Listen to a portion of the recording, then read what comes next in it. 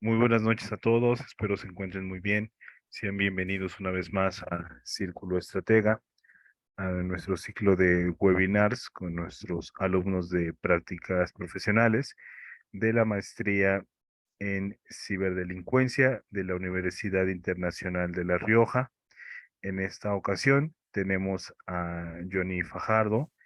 Él es un alumno justo de la maestría en ciberdelincuencia y bueno, nos va a hablar de una continuidad de una exposición anterior acerca del acceso a la información. Ahora vamos a tocar algunos puntos más finos, algunos temas específicos. Y bueno, te doy espacio, Johnny, para que inicies tu presentación, por favor. Muchas gracias. Gracias, Jonathan. Bueno, mi nombre es Johnny Luis Fajardo Díaz. Soy alumno, como ya se indicó, de la maestría en ciberdelincuencia de la Universidad Internacional de La Rioja. Me desempeño como fiscal adjunto provincial, especializado en delitos de corrupción. Como ya se indicó, es la continuación de un tema anterior. Quiero seguir tocando el tema de acceso a la información por un punto en especial, ¿no? Varios de los delitos de ciberdelincuencia siempre van a ir a atacar bases de datos, siempre van a tratar a veces de confundir inclusive a las comunidades en Internet, y tener una versión oficial de parte de una institución, en este caso, de parte del ente, que prácticamente tiene que ver con todos los aseguramientos para que las personas en la sociedad puedan llegar a cumplir sus metas y expectativas, como es el Estado, es muy importante. Y entonces, continuando con el tema anterior, voy a realizar el siguiente esquema de exposición, ¿no? Quiero hablar un poco más sobre el acceso a la información pública, en qué consiste este derecho, luego sobre la regulación de este derecho por parte del Estado. Voy a mencionar nuevamente un poco la regulación peruana, española, mexicana, y luego voy a centrar la discusión en algo específico, ¿no? Me llamó bastante la atención el caso mexicano respecto al INAI. Vamos a mencionar un poco acerca de todo lo que está relacionado con los organismos constitucionalmente autónomos, cuál es su importancia y cómo se han ido desarrollando dentro de lo que es la estructura del Estado, y para finalmente comentar algo de problemas actuales, ¿no? Exactamente, creo que ahora México está que pasa por, se puede decir, un momento en el que hay una cierta discusión en relación a este instituto, al INAI, y bueno, más mis comentarios van a ser como un espectador externo, porque bueno, no soy parte del país, pero voy a tratar de dar mis apreciaciones en mérito a las ideas que voy a ir desarrollando en el tema, ¿no? He tratado de ser coherente en los pensamientos que se van a mencionar para poder abordar el problema que se está señalando en la exposición. Bueno, como ya se señaló, esto deviene de un anterior trabajo, ¿no? En el anterior trabajo se hizo referencia respecto a la importancia del acceso a la información pública para el desarrollo de la democracia y gobernabilidad de un país. En mérito a ello se trabajó, como ya se señaló, la perspectiva española, mexicana, peruana, y se hizo algunos comentarios sobre sus legislaciones y el modo de su regulación. Ahora lo que se está buscando con este trabajo es ir a ver los conceptos en práctica. Estamos tratando de relacionarlo directamente hacia el INAI en el caso mexicano. Hubiéramos querido tocar mucho más casos, pero eso implica a veces también mucho más tiempo, mucha más elaboración, pero creo de que este caso, al final, con las ideas que vamos a dar, puede aplicarse también a otras situaciones que puedan darse de manera similar, ¿no? Como se había señalado la última vez, la información pública ayuda a la democracia y la gobernabilidad de un país. ¿Por qué? Porque va a permitir que el ciudadano común a pie obtenga la información necesaria para poder realizar las acciones que él considere pertinentes en su relación con el Estado, sea como una persona de a pie que va a realizar un trámite ante una entidad estatal, ya sea por una partida de nacimiento, desde las situaciones más básicas, en la relación desde que una persona nace ya tiene un vínculo con el Estado, sea para realizar algún tipo de actividad comercial, esto es, algún tipo de licencia de funcionamiento, sea para obtener algún tipo de antecedentes, para la obtención de un trabajo, antecedentes penales, judiciales, etcétera. Todas este tipo de trámites lo haces ante una entidad, ¿no? Y para que tú obtengas ese certificado o la documentación necesaria, la entidad te tiene que emitir un documento. Ese documento, entre comillas, para esta exposición vamos a tomarlo como la verdad institucional que te da el Estado para dejar constancia sobre una determinada situación jurídica específica que va a ser solicitada por el ciudadano. Esta información es importante, ¿por qué? Porque permite direccionar a la persona sobre la acción que va a tomar. Es decir, yo ya tengo esta información correcta y en base a ello puedo tomar la decisión correcta para a donde yo quiera llegar en mis metas, tomando en cuenta que el ciudadano está en el contexto del Estado y el Estado es el ente encargado de regular todos los, se puede decir, pormenores o acontecimientos o posibles tipos de situaciones para que una persona pueda satisfacer en lo mayor posible las mejores garantías para su desarrollo de vida, ¿no? Ahora, la importancia del derecho a la información pública, como se señaló, se hace posible por una acción de una decisión informada, además que instruye canales entre la ciudadanía y el gobierno, por lo que este es un instrumento importante para la legislación de muchos países.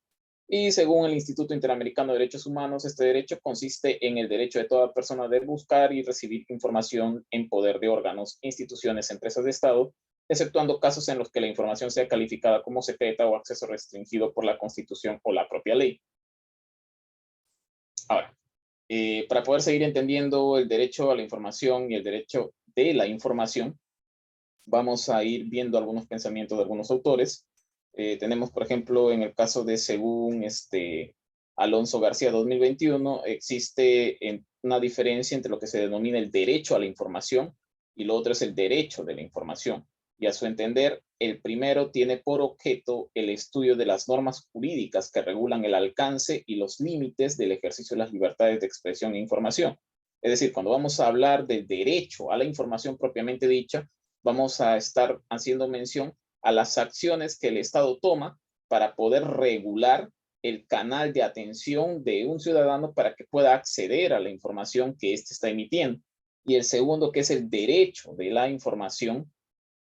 El derecho a la información ya está haciendo referencia al derecho de la persona a buscar, recibir o difundir información en poder de las administraciones públicas en general y del gobierno en particular. Y además está hablando a la esencia propia del derecho, ¿no? No al camino, no a la regulación, sino netamente a señalar o a afirmar que esta persona sí tiene derecho a acceder a la información que puedan emitir las entidades públicas.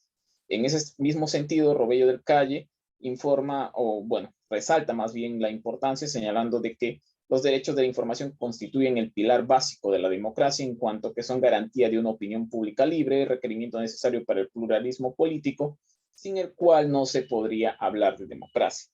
Se vuelve a reafirmar la importancia del derecho a la información sobre la democracia, señalando entonces que si una persona no está debidamente informada, no podría mantenerse lo que es un Estado democrático, teniendo en cuenta que el Estado democrático es el gobierno del pueblo y para el pueblo, por lo que necesitas que el pueblo tenga esa información para poder ejercer derechos.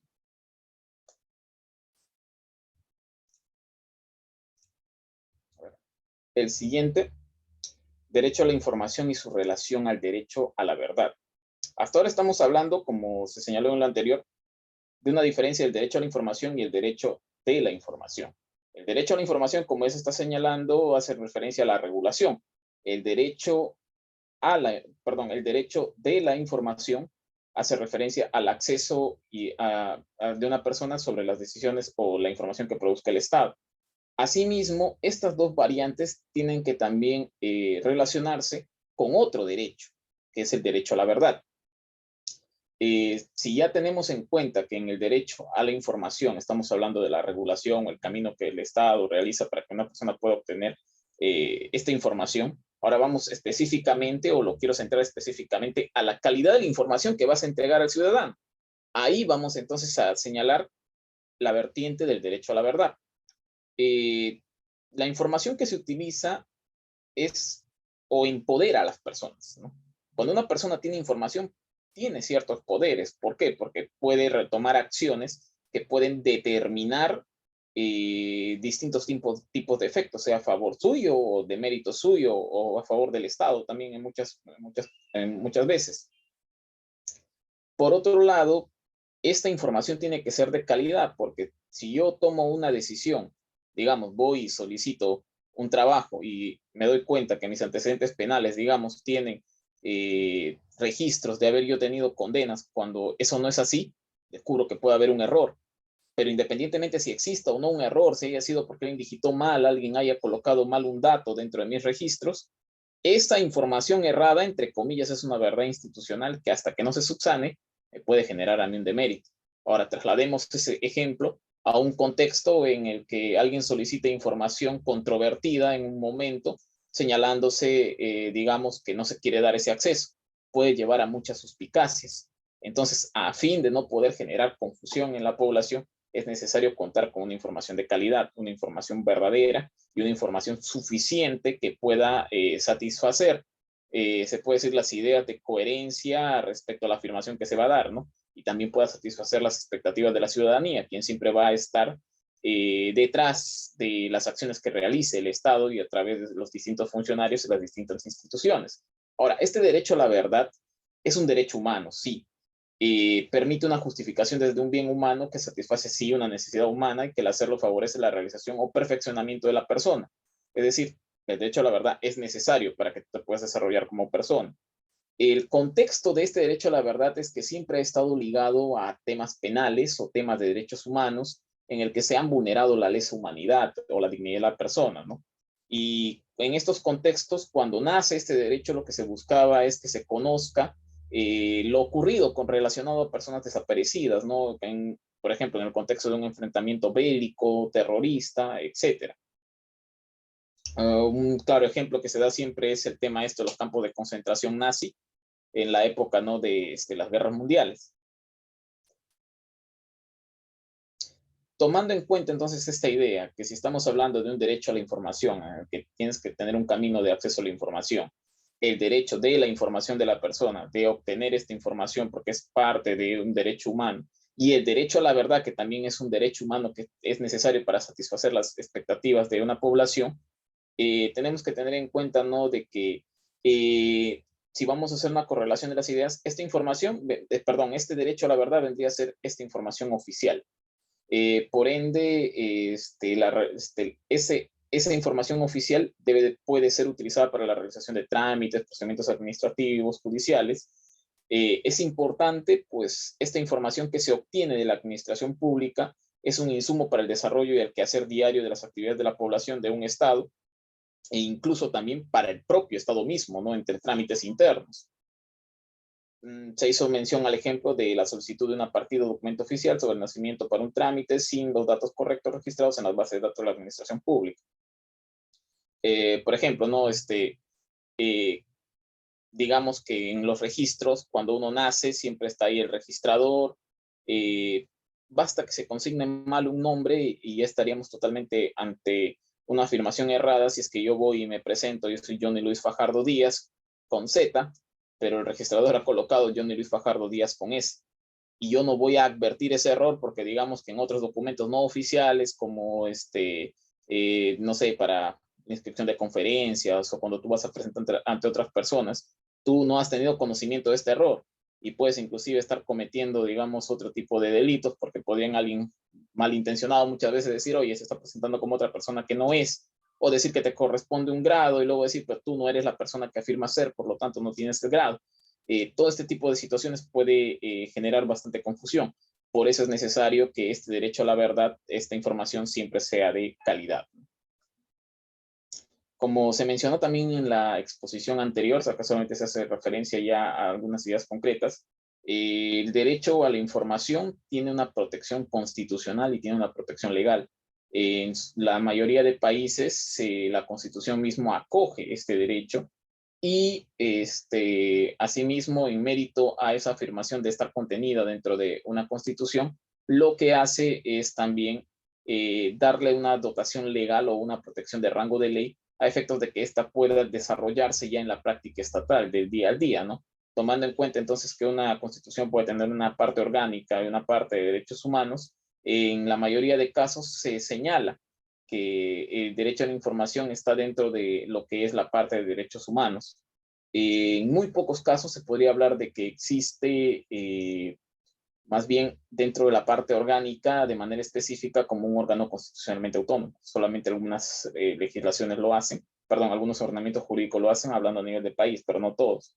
En el caso de España, este derecho está constituido en el artículo 20.1a de la Constitución Política, reconoce a este derecho como uno de rango fundamental, lo gozan todos los ciudadanos, y señala que se reconoce y protege el derecho a comunicar o recibir libremente la información veraz por cualquier medio de difusión y estar centrado en el derecho de todos a conocer los hechos que puedan tener trascendencia pública, pero que se concreten en la recepción de una información veraz, ¿no? Se alude a la libertad de expresión y se refiere en el derecho a expresar y difundir libremente los pensamientos, ideas y opiniones mediante la palabra y escrito o cualquier otro medio de reproducción. Asimismo, también se señala la libertad o la libertad de información, ¿no? De que tú también puedes producir información, y así como tú puedes producir información desde el otro lado, también tú puedes acceder a la información que tú creas también correspondiente. Además de esta protección a nivel constitucional, también existe una protección a nivel legal, ¿no? Esta se tiene con la Ley 19 del 2013 de transparencia, acceso a la información pública y buen gobierno, que se tiene que un ciudadano puede solicitar cualquier tipo de información sin importar el soporte, sea físico o digital, pudiendo solicitar información a las comunidades autónomas o entidades estatales locales a través de sus portales de transparencia, así como a las instituciones como el Congreso, Senado, Defensor del Pueblo, etc.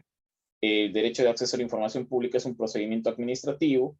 Por ello, al presentar la solicitud por el medio que se elija, tiene que quedar constancia de la identidad y de la información que se solicita, no teniendo por qué informar el motivo de la información. Dicha petición puede ser respondida en el plazo de un mes, ampliado hasta un mes más si en el caso lo requiere por el volumen y complejidad, denegándose dichos pedidos en casos específicos.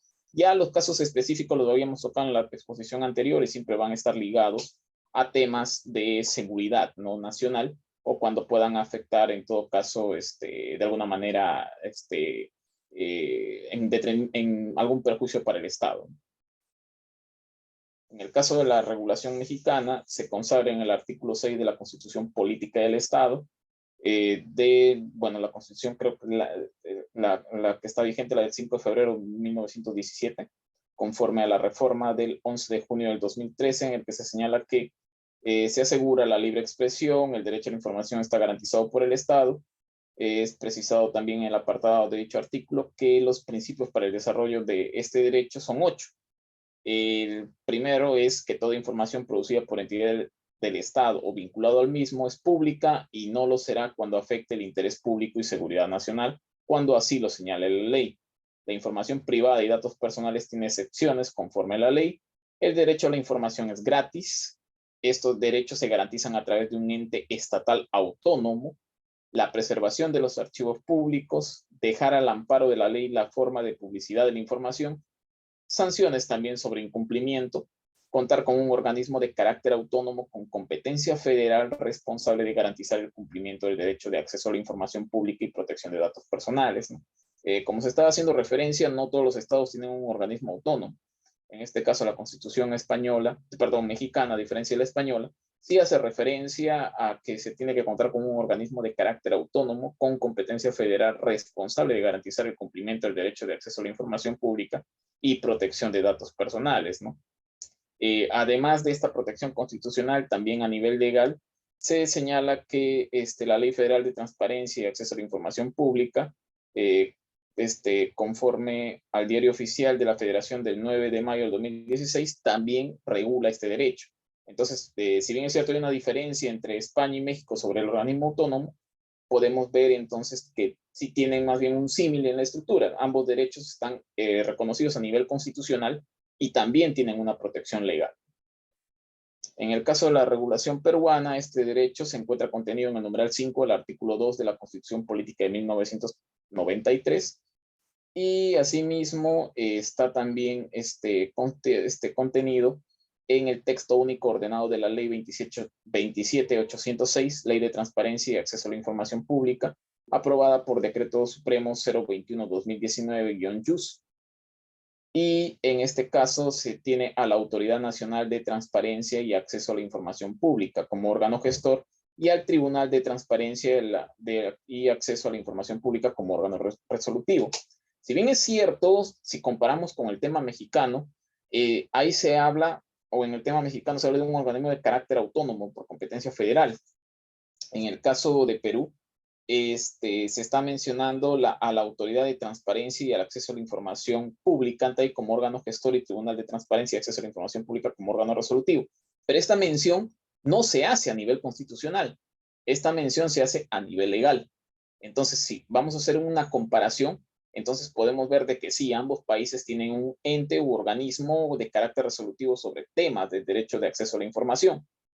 Pero en el caso mexicano, la Constitución ya le está dotando de una característica autónoma, cosa que en el caso peruano no es así. ¿Por qué? Porque la protección viene a nivel legal.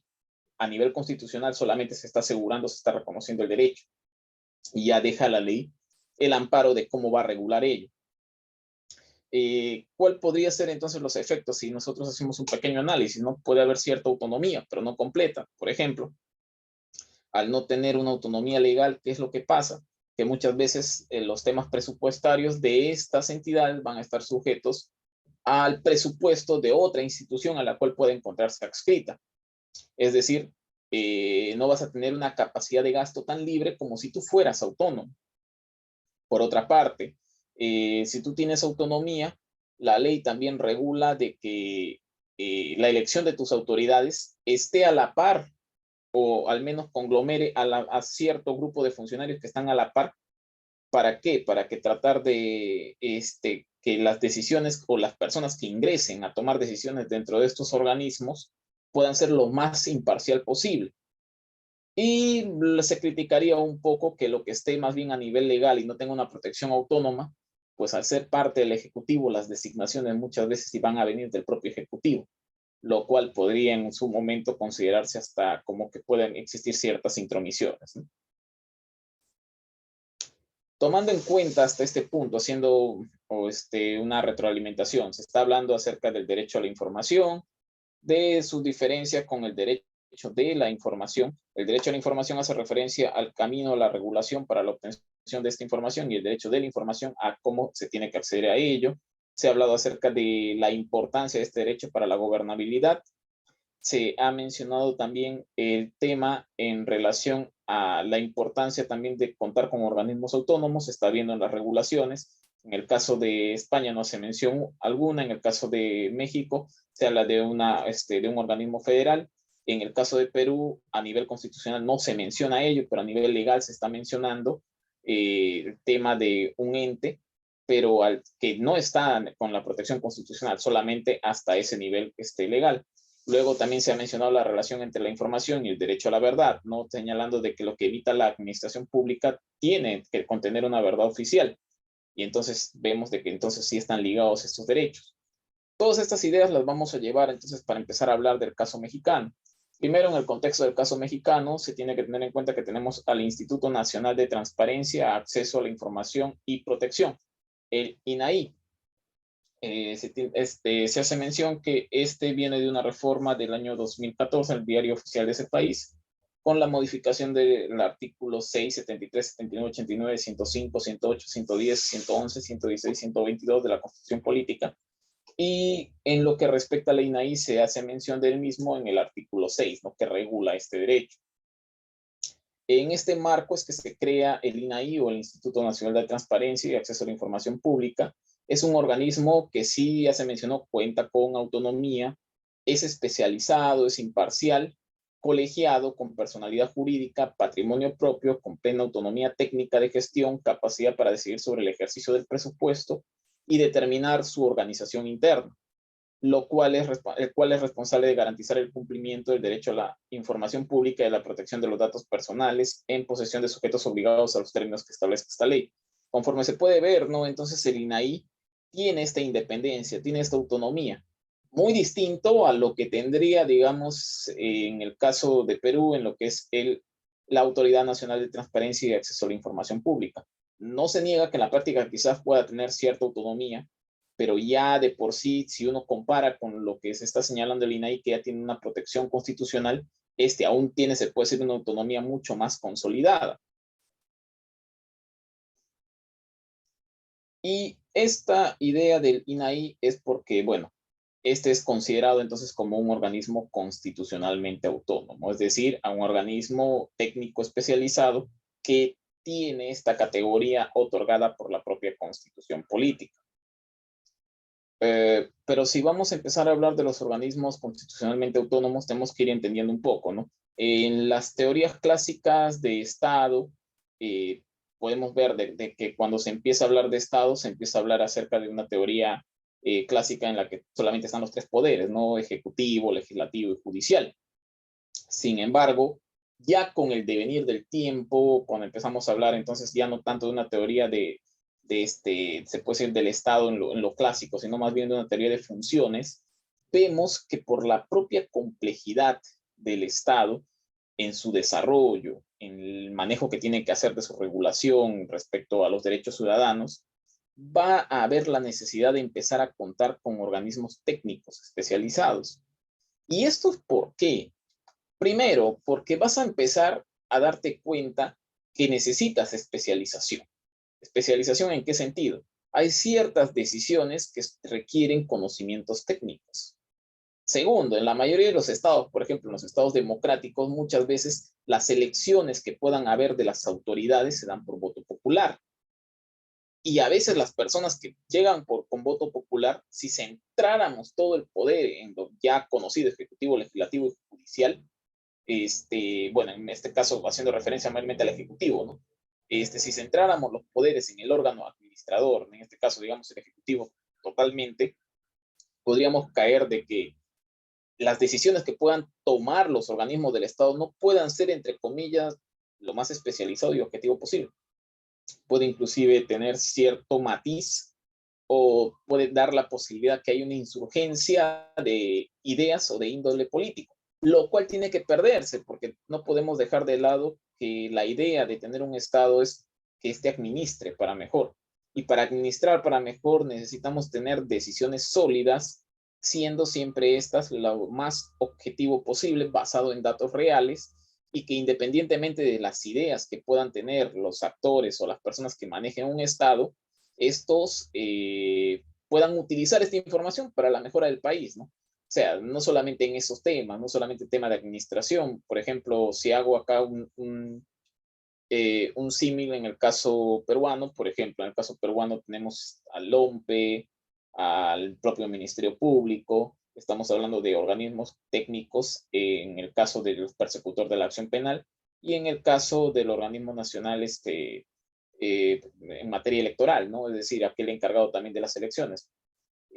Si nosotros empezamos a ver ello, esos organismos se puede decir que son pilares necesarios para que un Estado funcione independientemente de la rotación de las autoridades políticas que podamos tener, porque siempre se va a necesitar de alguna manera que estén operando, pero operando con especialización, no con cualquier tipo de influencia, ¿no? Y ahí se empieza a notar que estos organismos constitucionalmente autónomos empiezan a consolidar su presencia dentro de la propia dicotomía o la propia actividad diaria que hace el Estado a través de las funciones que desarrolla.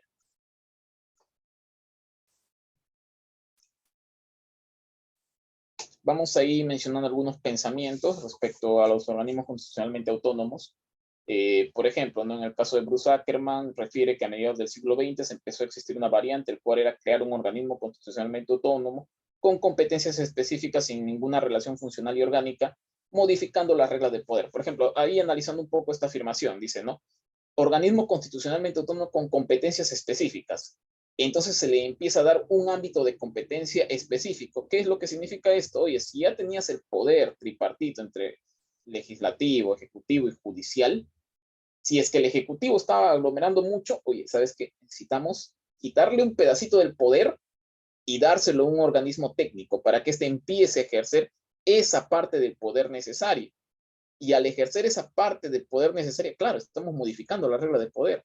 ¿Por qué? Porque estamos tecnificando, estamos especializando y estamos objetivando lo más posible el desarrollo y el quehacer de un Estado. ¿Y esto qué genera? Pues de que modifiquemos lo que en un momento se tenía conocido nada más como el poder o la división de poderes clásica, que es judicial, legislativo o en este caso también judicial, ¿no? Luego tenemos a Mauricio Dusach en su concepto señala que estos organismos, uno, tienen autoridad pública especializada. Sí, porque ya se señaló la especialización respecto a temas específicos, no son directamente elegidos por el pueblo ni gestionados por servidores públicos de elección popular. Como ya señalé, se necesitan que estos organismos estén funcionando independientemente de las ideologías políticas que puedan estar moviendo el país, ¿no?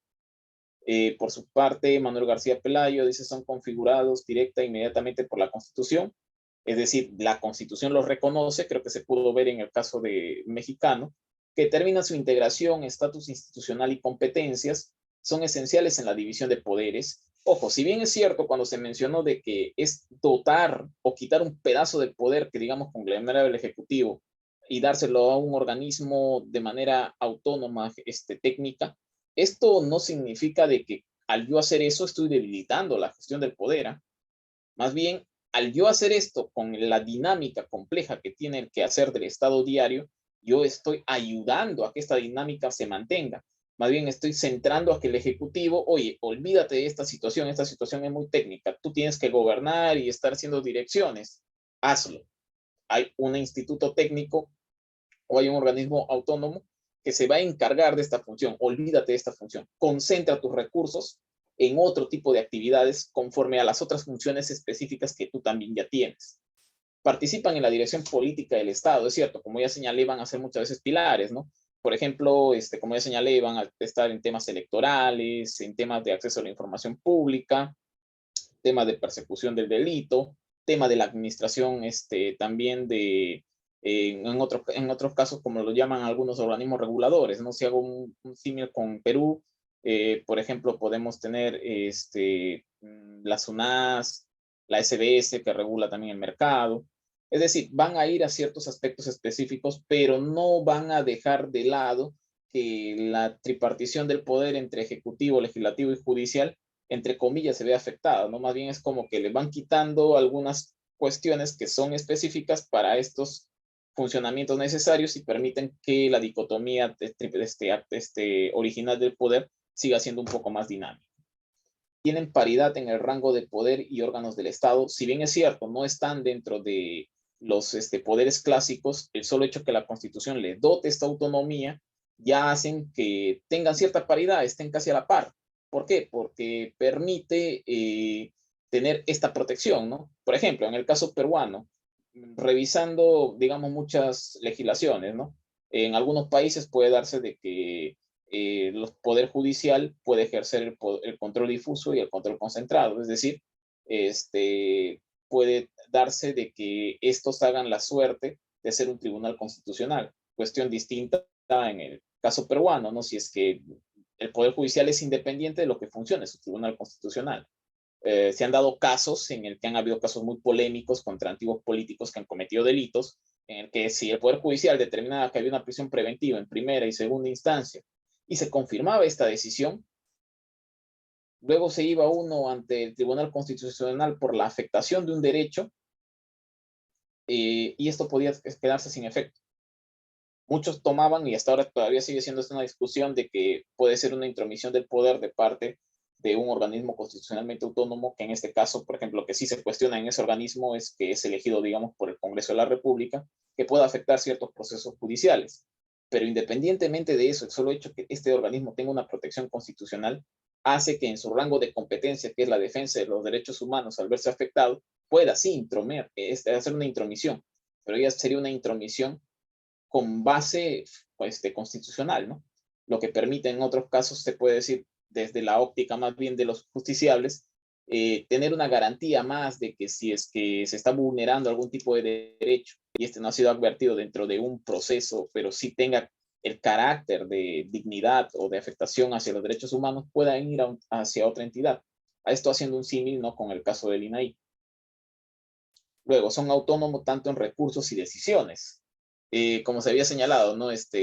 La diferencia de tener una autonomía constitucional y una autonomía a nivel legal es que la autonomía constitucional te va a permitir tener tu propio presupuesto, te va a poder gestionar tus propios recursos sin que dependas de otra institución, que eso sí es muy distinto a lo que es a nivel legal, ¿no? Bueno, y en la toma de decisiones que por sí, ¿no? Si ya se te ha determinado una función de carácter originario que va desde la Constitución, ya tus funciones están establecidas en el marco de esa función que se está otorgando. En el caso de México, hice un pequeño recuento de algunos organismos constitucionalmente autónomos. Se tiene al Banco de México desde 1994, al Instituto Federal Electoral 1996, la Comisión Nacional de Derechos Humanos en 1999 y en el 2008 el INEGI, Instituto Nacional de Estadística y Geografía. Luego, entre el 2013 y 2014, se tiene el Instituto Federal de Telecomunicaciones, el Instituto Nacional de Evaluación de Educación, la Comisión Federal de la Competencia Económica, el INAI, el Consejo de Evaluación y la Fiscalía General de la República. Por ejemplo, acá viendo un poco lo que tiene México, se puede hacer un símil con lo peruano, ¿no? El Banco Central de Reserva en Perú.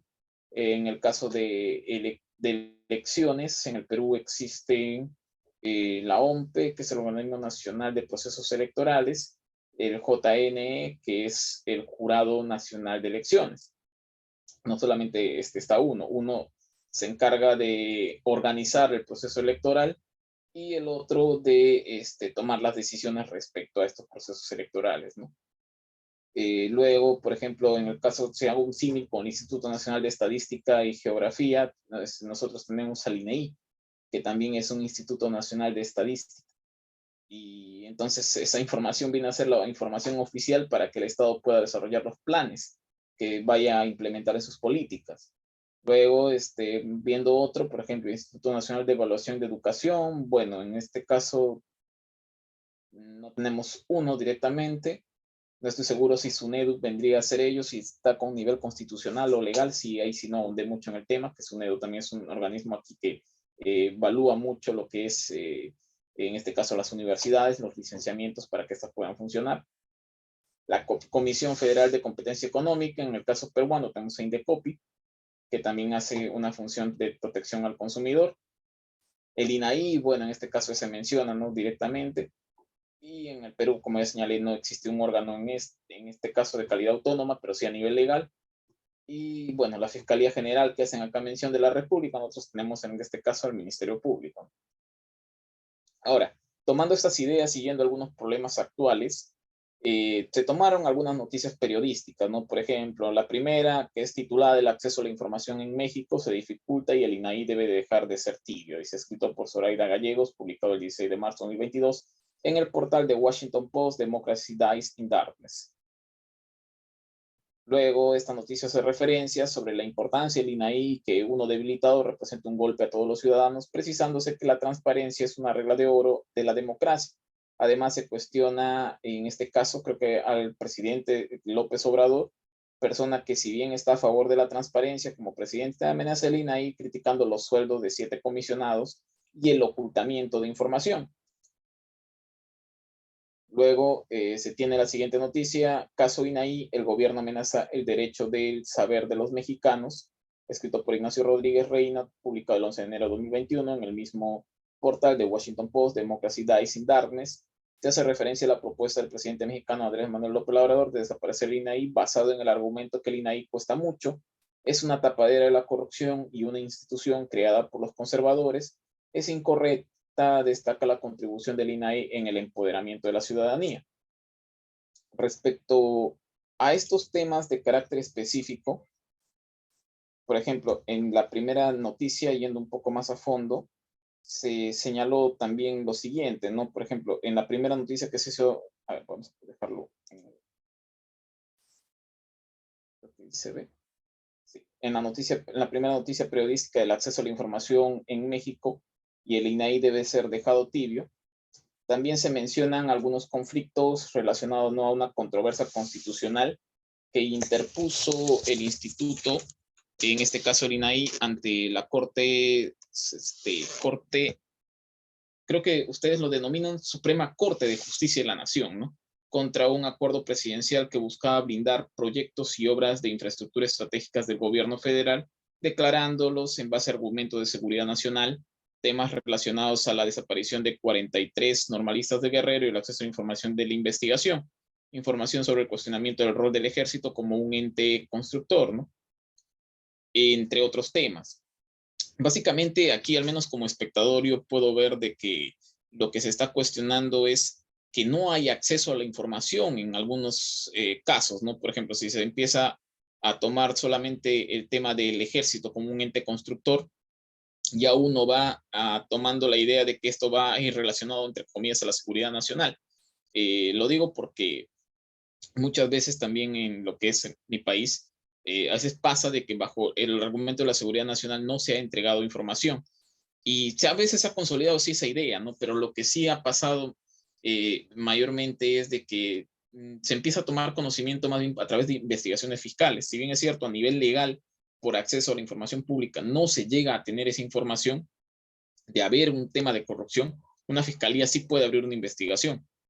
Pero cuando abre una investigación, ¿qué es lo que pasaba antes con las fiscalías? Solicitaban la información y les decían, no, es por un tema de seguridad.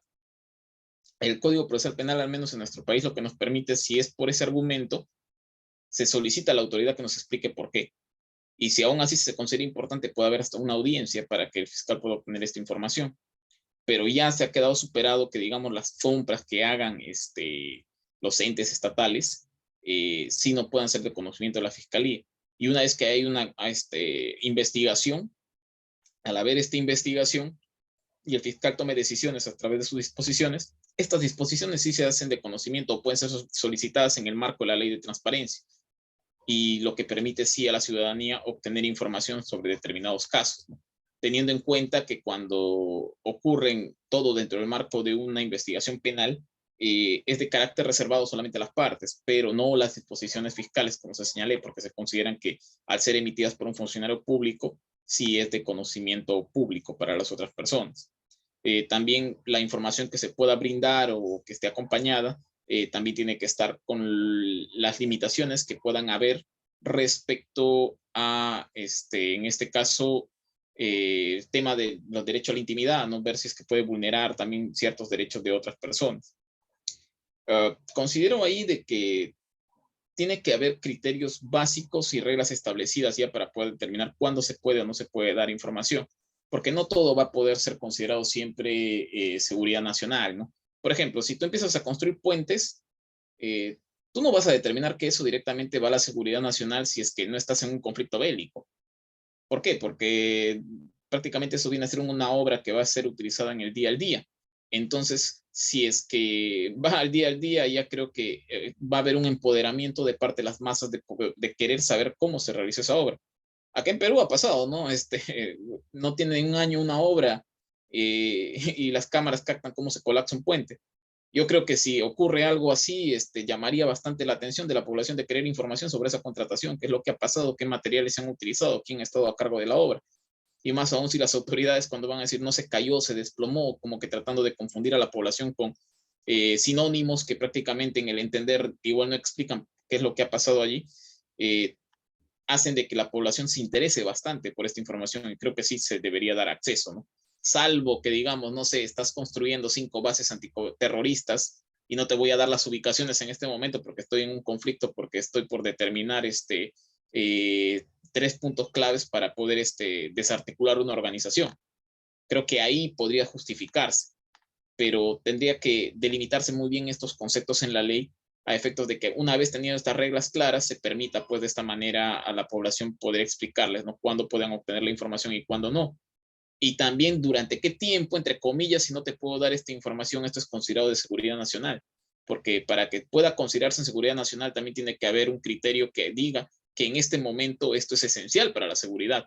Pero puede ser que con el pasar del tiempo ya no lo sea. Y si ya no lo es, pues esa información puede ser de acceso a la información pública. Las personas podrían tener acceso a ello. Ahora, cuando vamos también a la segunda noticia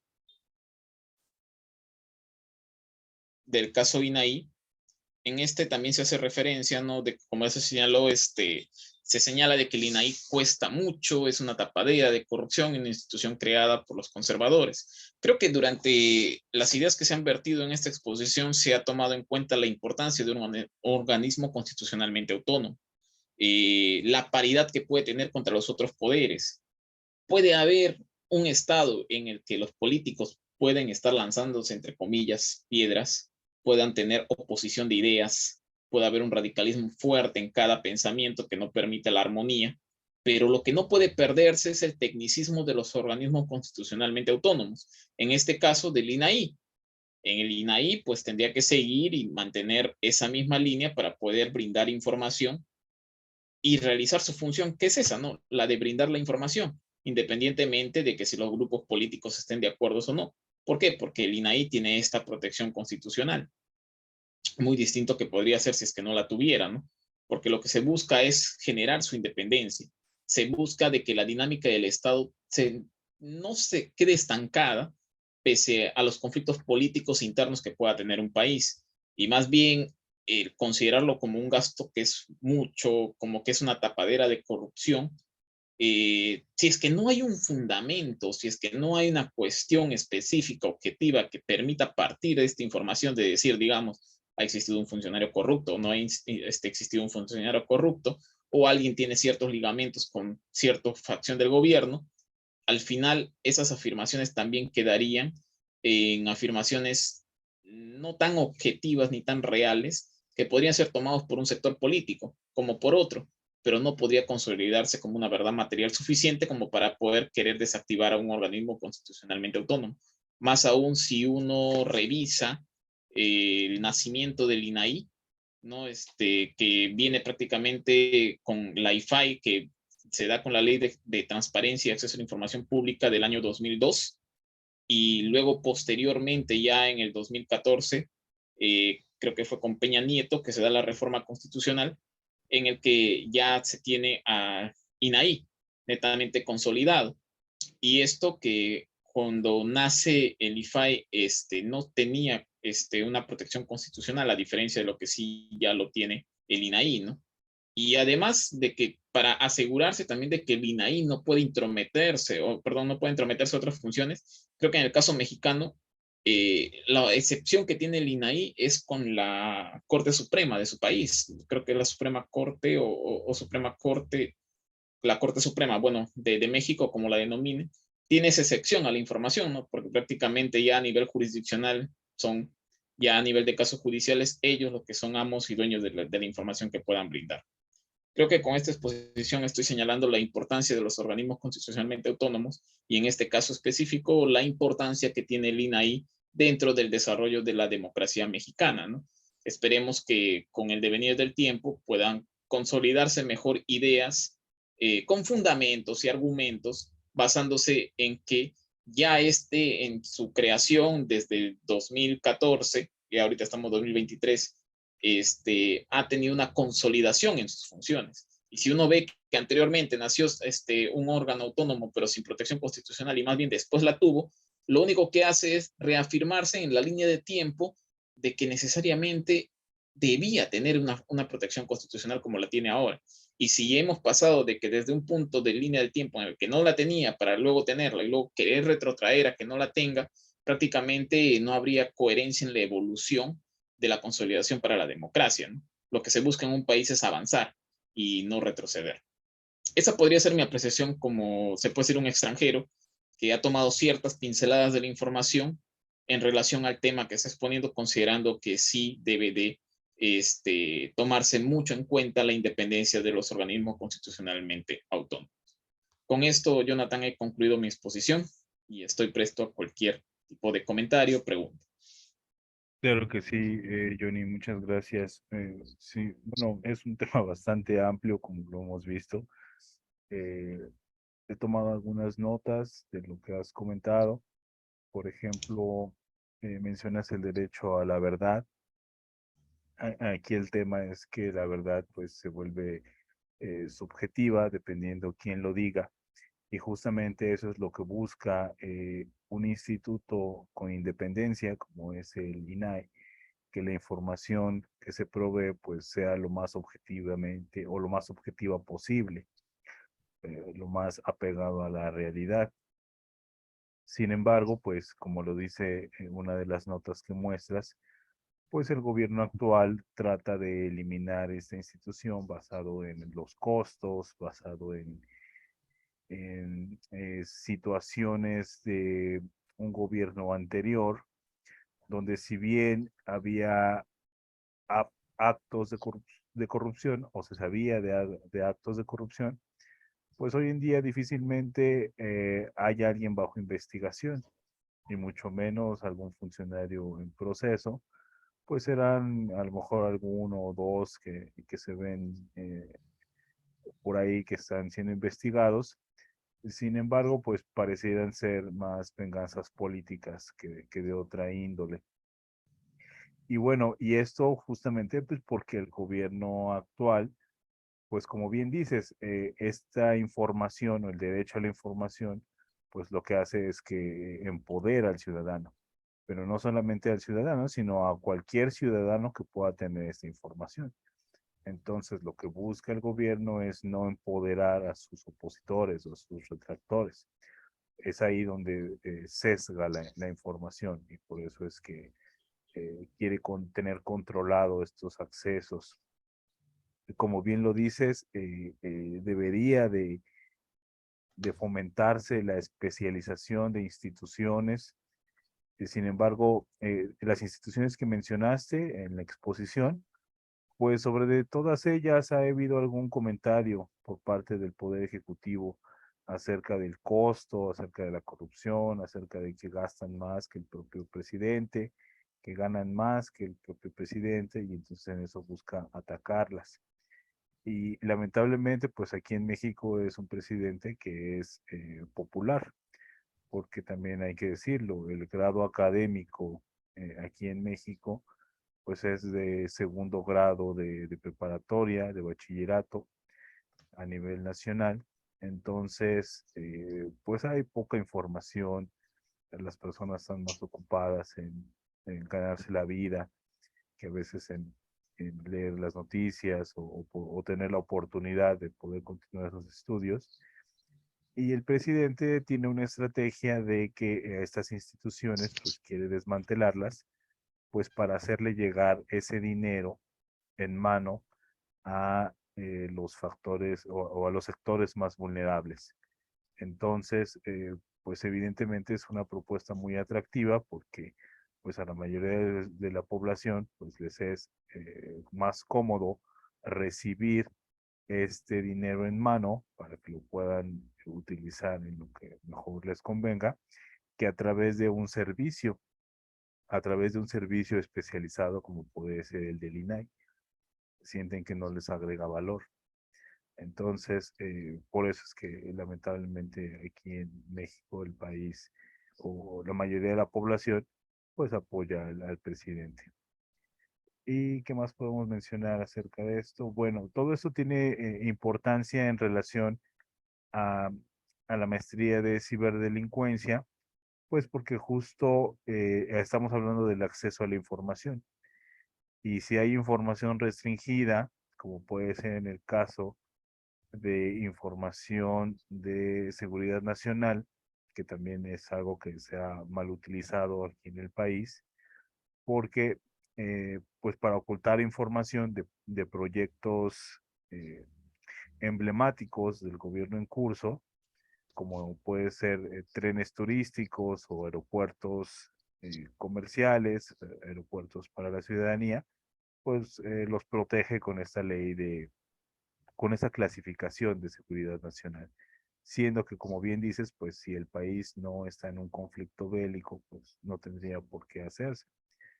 Y bueno, entonces al proteger esta información de esta manera, pues resulta que si uno quiere acceder a esta información no autorizada, pues prácticamente estás convirtiéndote en un delincuente, estás cometiendo un delito por querer acceder a esa información que está mal clasificada, pero finalmente clasificada como seguridad nacional. Y, y bueno, esa es la relación que tiene justamente con esta maestría de ciberdelincuencia. Que ha habido ataques, cabe decirlo, ataques al ejército para sustraer esta información. Entonces, vista al Estado, pues estas organizaciones que realizan esos ataques, pues están cometiendo un delito. Aunque vista a la ciudadanía, pues nos están proveyendo de información que el gobierno no quiere que salga a la luz.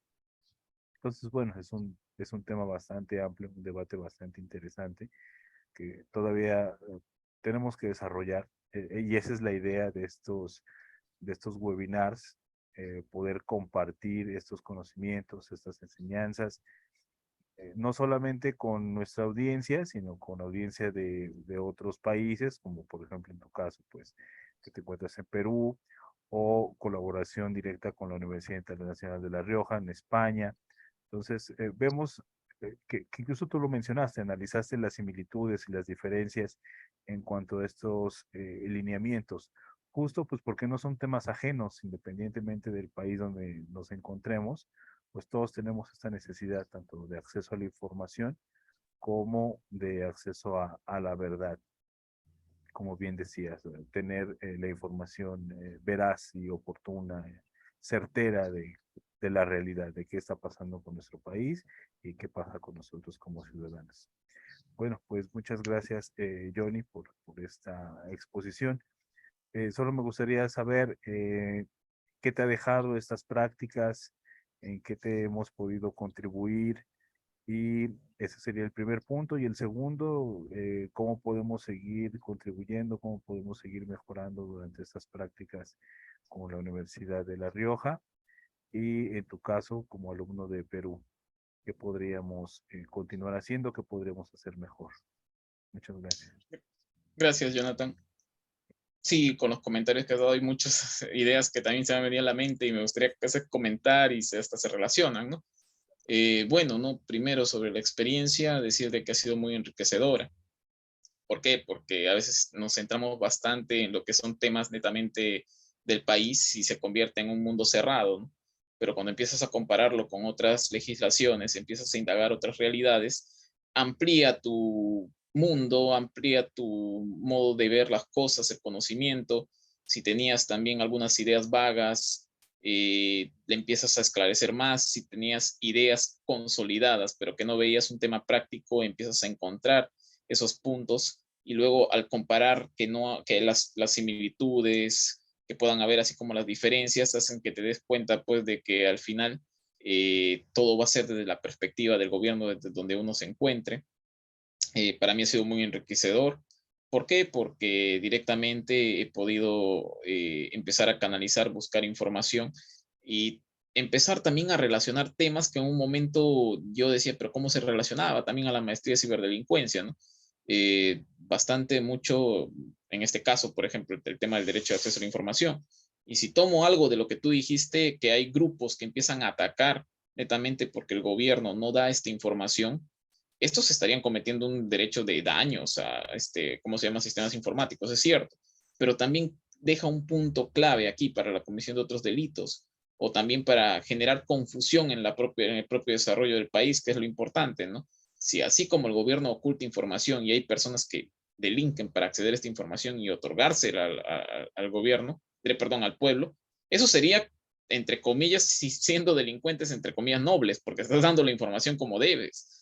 Pero ¿qué pasaría si obtienes la información y ¿cómo es? La tergiversas? Empiezas a dar lo que te conviene, empiezas a negociar de la información que obtienes con ciertos grupos políticos para que estos den verdades a mitades y empiezas a generar división y confusión en toda la población. También se podría ir, entonces, uno analizar, ¿no? Oye, pero ¿qué motiva a estas personas? Ahí ya podríamos entrar entonces ya un poco más a teorías o perspectivas de la criminalidad, ¿no? Ver la teoría de las ventanas rotas, empezar a ver también cómo es que la cibercriminología empieza a entrar sobre estos temas. Creo que también eso está relacionado al punto de mejora. Creo que para poder ir consolidando mejor los temas, se podría colocar esos títulos, ¿no? La cibercriminología y su relación con el derecho a la información.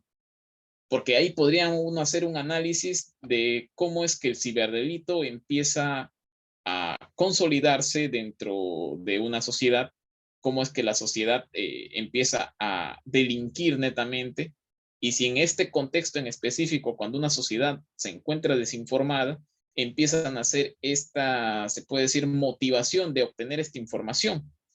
Y puede ser que quien comete el delito tenga la idealización de que porque no tiene esta información, él está en el deber de obtener esta información. Puede generarse dentro de su mente una autojustificación para cometer un delito.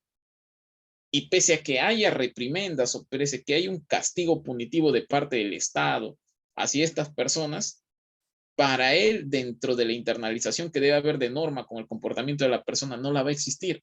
Él va a totalmente estar convencido de lo que él ha hecho ha sido un acto entre justicia divina, no pudiendo relacionar la justicia terrenal que viene del ordenamiento jurídico con la justicia axiológica divina que él pueda tener en concepción propia, lo que va a generar entonces que prácticamente las normas no estén llegando a regular directamente los comportamientos, ¿no? Y empezamos a hablar un poco más del delito en relación a los temas, ¿no?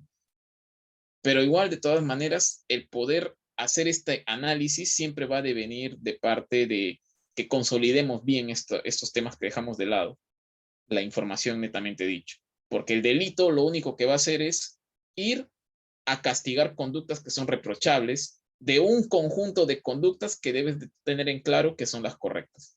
Así que uno no podría hablar de que existe castigo para los que vayan a dañar sistemas informáticos si es que antes no conoce dónde se encuentran estos sistemas de información o cómo está regulado en tu país el tema importante de cómo acceder a la información.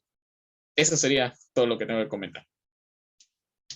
Perfecto, muchas gracias. Sí, justamente esa es la importancia de estos temas y como lo he comentado en otras ocasiones, por eso es que para nosotros es muy importante y celebro y felicito a ustedes como abogados que se involucren en estos temas que si bien les implica un esfuerzo técnico, pues es muy necesario para nosotros, los ingenieros, poder contar con este marco de referencia, pues para que las soluciones y las propuestas técnicas que construyamos, pues se encuentren dentro de un marco justamente pues jurídico y permitido y acotado en cuanto a derechos y obligaciones.